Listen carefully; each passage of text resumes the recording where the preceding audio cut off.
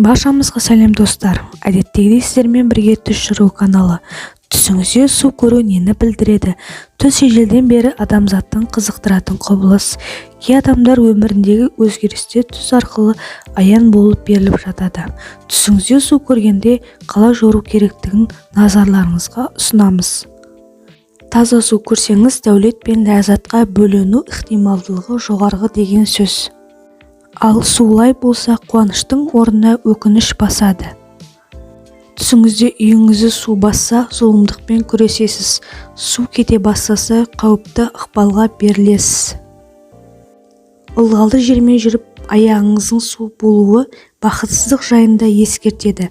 Қиын мәселелерді шешуге итермелейтін сәтсіздік, кедейлік және ауру туралы баяндайды.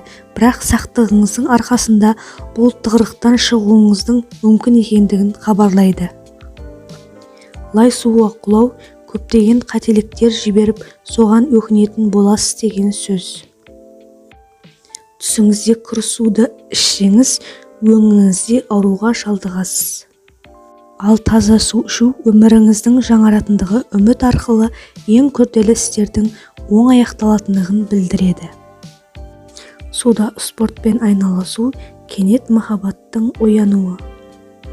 Басыңызға су тамшылар тисе, махаббатыңыз ашылып баянды болады деген сөз. Ал шелекпен су төгілсе, қарсыласуға келмейтін ықпалдың астында қалатындығыңызды білдіреді. Суға бату істеріңіз өз ретімен жүруіне қарсыласу, нәтижесінде денсаулықты құртып, өмір жасын қысқарту.